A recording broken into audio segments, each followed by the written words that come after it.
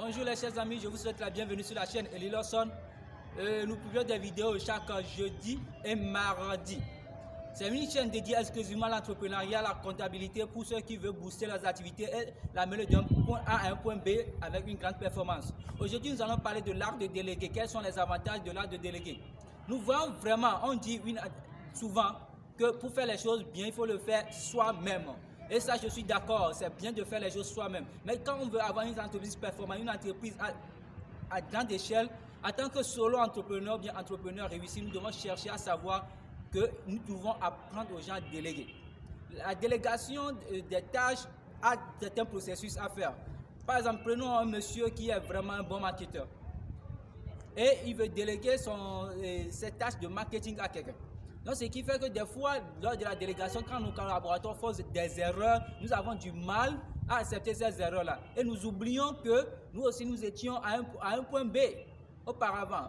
Avant de devenir expert aujourd'hui, nous faisons aussi des erreurs quand nous étions des débutants dans le domaine de la comptabilité ou bien dans notre domaine. Mais aujourd'hui, nous avons eu de l'expérience parce que nous avons fait des erreurs. Mais nous n'arrivons pas à tolérer les erreurs des autres et aussi les encourager à mieux faire. Donc, ici, il faut apprendre.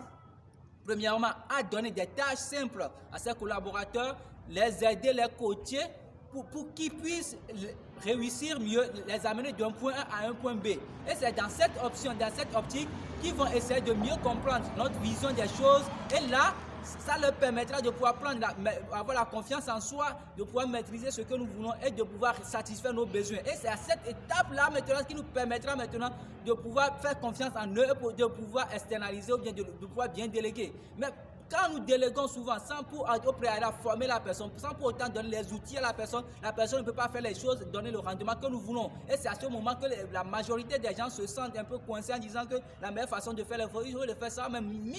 Mais il faut apprendre son temps, sa patience pour former, recruter, former, coacher pour que cette personne-là puisse valablement faire les choses que nous voulons. Parce que le jour où la personne va maîtriser notre vision, va faire les choses comme nous voulons le voir, nous allons voir que maintenant, nous ne serons plus concentrés sur cette tâche, mais on ira ailleurs. L'exemple est ceci. Vous êtes directeur de société. Vous êtes spécialiste dans la production.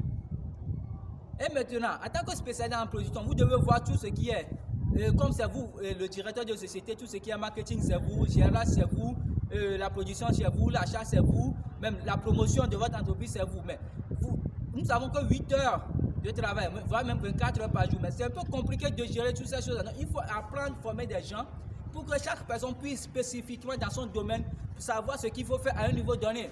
Ça, c'est clair. Donc, il faut, en fonction de chaque niveau de personne, de performance, leur donner des niveaux de tâches. C'est-à-dire, par exemple, si on prend une caissière, on peut dire à une caissière, toute dépense minimum à 10 000 francs CFA qui peut le faire.